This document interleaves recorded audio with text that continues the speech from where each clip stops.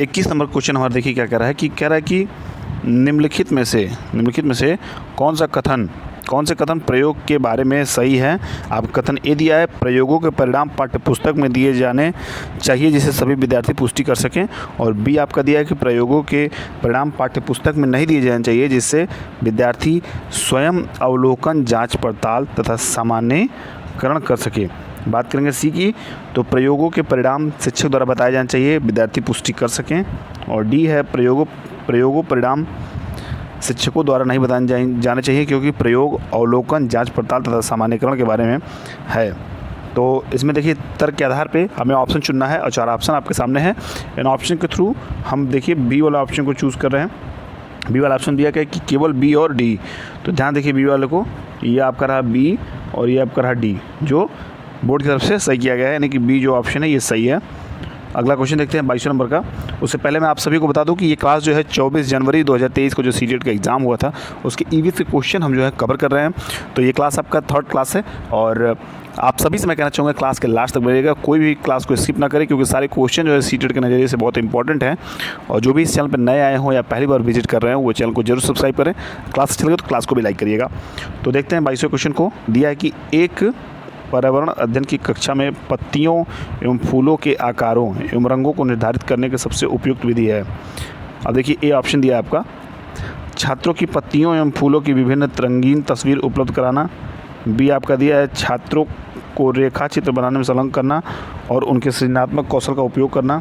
सी आपका दिया है, शिक्षार्थियों को पौधों एवं पेड़ों के अन्वेषण हेतु किसी कार्य की रूपरेखा बनाना। और डी आपका दिया है, पत्तियों तथा फूलों से संबंधित प्रत्ययों को भली प्रकार दोहराना। क्या दिया है, भली प्रकार दोहराना। तो आपका जो इसमें ऑप्शन है ऑप्शन सी यहाँ पे सही हो जाएगा, शिक्षार्थियों को पौधों एवं पेड़ों के अन्वेषण हेतु किसी कार्य की रूपरेखा बनाना। बात करेंगे अगले क्वेश्चन की। अगला क्वेश्चन हमारा 23 नंबर क्वेश्चन है। देखिए इसमें दिया है कि भीम अपने बागवान को पूछता है, फूल और फल रंगीन क्यों होते हैं। जो बागवान है उनसे पूछता है कि फूल और फल रंगीन क्यों होते हैं जबकि पौधों के पत्ते हरे होते हैं। भीम द्वारा किन प्रकार कौशल को प्रदर्शित किया रहा है, यानी कि जो प्रश्न पूछने का जो कौशल है वो किस कौशल में आता है उसका पूछा रहा है। तो अवलोकन में या प्रयोग में या प्रश्न पूछने में या परिवेश के साथ अंतःक्रिया। तो इसका जो ऑप्शन है वो आपका डी ऑप्शन सही है। ध्यान से देखिए डी वाला ऑप्शन को। डी वाला ऑप्शन क्या दिया है कि केवल ए और सी यानी कि अवलोकन और प्रश्न पूछना। भाई प्रयोग तो कहीं आपका दिख नहीं रहा है और परिवेश साथ अंतःक्रिया आपका दिख नहीं रहा है, तो ए और सी जो है यहाँ पर सही हो जाएगा। बात करेंगे क्वेश्चन की। 24वां क्वेश्चन है, तीसरी कक्षा की पर्यावरण अध्ययन के पाठ यानी कि पौधों की परी में दीदी एक बगीचे में बैठी है। शबनम कहती है कि दीदी छोटे छोटे पौधों पर बैठी है। तब तक जो है ये एक कहानी का जो पैसेज है वो मैं पढ़ रहा हूँ, तो इसको आप भी समझिएगा। तो दीदी छोटे छोटे पौधे पर बैठी है। अब टपलू अपने शिक्षक से पूछता है, कौन पूछता है, टपलू अपने शिक्षक से पूछता है, जब हम चींटियों पर चलते हैं तो चींटियां मर जाती हैं, तो क्या हम घास को भी उसी तरह उस पर चलकर और बैठकर मार नहीं रहे हैं। शिक्षक को क्या करना चाहिए। अब ऑप्शन आपका दिया हुआ है कि ए ऑप्शन है, चर्चा करनी चाहिए कि घास के पौधे पत्तियों के क्षतिग्रस्त होने पर भी जिंदा रह सकते हैं। बी ऑप्शन है कि वर्णन करना चाहिए कि घास के पौधे का वह भाग जो वृद्धि से संबंधित है वह आधार पर सुरक्षित रहता है। सी आपका है, विद्यार्थियों को बगीचे में ले जाएं, उन्हें घास पर बैठकर तथा चलकर देखने को कहें कि क्या होता है। और डी आपका ऑप्शन है, व्याख्या करनी चाहिए कि बगीचे की घास कटने के बाद भी फिर से वृद्धि करती हैं। तो क्या ऑप्शन हो जाएगा, ऑप्शन सी देखिए ध्यान से इसको। दिया कि विद्यार्थियों को बगीचे में ले जाएं और उन्हें घास पर बैठकर तथा चलकर देखने को कहें कि क्या होता है। तो इस तरह जो बच्चे हैं वो भली भांति समझ जाएंगे कि घास जो है वो मरते नहीं हैं। अगर वो कुछ अंश उनका जो है आपके चलने से अगर पैर के माध्यम से वो टूट जाता है या उखड़ जाता है तो वो फिर से दोबारा वहाँ पे जम सकता है, उग सकता है। बात करेंगे अगले 25वें क्वेश्चन की। दिया है आपका, कविश एक कक्षा यानी कि 5 का पर्यावरण अध्ययन शिक्षक अंतरिक्ष यात्रा का प्रत्यय पढ़ाने के लिए सृजनात्मक निबंध लेखन पर बल देता है। वो प्रयास कर रहा है, वह किसका प्रयास कर रहा है। ध्यान से देखिए, फिर से मैं आप इस क्वेश्चन को पढ़ दे रहा हूँ कि कविश जो है एक कक्षा 5 का पर्यावरण अध्ययन शिक्षक है अंतरिक्ष यात्रा का प्रत्यय पढ़ाने के लिए सृजनात्मक निबंध लेखन प्रबल देता है, वो प्रयास कर रहा है। कैसा प्रयास कर रहा है? छात्रों को प्रश्न पूछने से हटाने का, ये आपका है। बी आपका दिया है कि कल्पनाशीलता तथा भिन्न सोच को प्रोत्साहित करने का। डी आपका दिया है कि शिक्षण के प्रति व्यवहारिक पद्धति को बढ़ावा देने का। डी आपका दिया है प्रयोगात्मक एवं क्रियाकलापों पर आधारित शिक्षण से बचने का। तो आपका ऑप्शन दिया है, देखिए ए दिया है आपका, ए और बी केवल, और बी वाले ऑप्शन में केवल बी, सी वाले ऑप्शन में बी और डी, और डी वाले में केवल सी। तो जो आपका बी वाला ऑप्शन है, यानी कि केवल बी, जो बी वाला ऑप्शन है केवल बी, ये यहाँ पे सही हो जाएगा। इसको आप पूरा कर लीजिए। क्या है ये? कल्पनाशीलता तथा भिन्न सोच को प्रोत्साहित करने का। अब बात करेंगे 26वें क्वेश्चन की। 26वां क्वेश्चन दिया क्या है इसमें, ध्यान से देखिए क्वेश्चन को। दिया कि पाठ 3 पानी रे पानी प्रस्तुत करते समय सीमा ने कविता की पंक्ति पर जब जल बाढ़े लाता है, जब जल बाढ़े लाता है, ये बाढ़े नहीं होगा, यहाँ बाढ़े होगा। क्या होगा? बाढ़े, बाढ़ आती है जल से। तो जब जल बाढ़े लाता है को गुजरात में आई बाढ़ से संबंधित चर्चा की। छुटकी ने पूछा कि गुजरात में बाढ़ क्यों आई है और उसके शहर में क्यों नहीं आई है, निम्नलिखित में कौन सा इस प्रश्न का सर्वाधिक उपयुक्त हल होगा, चर्चा करें।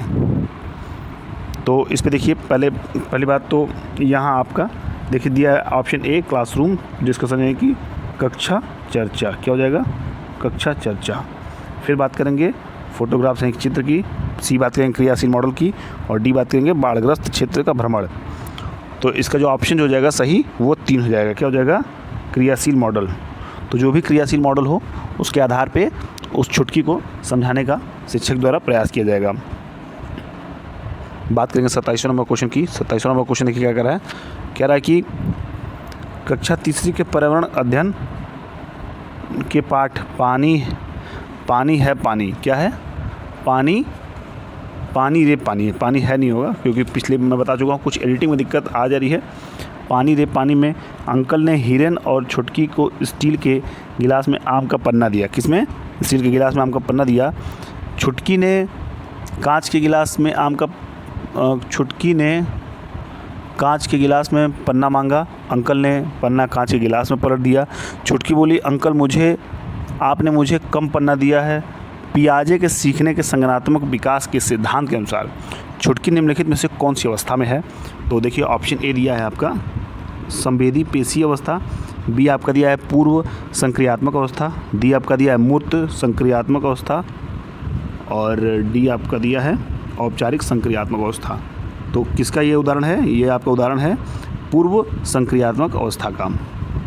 बात करेंगे 28वें क्वेश्चन की। 28वां क्वेश्चन देखिए क्या कह रहा है। कह रहा है प्राथमिक स्तर पर एक पर्यावरण अध्ययन शिक्षक को वैयक्तिक भिन्नताओं वाले विद्यार्थियों को शामिल करना संभव है।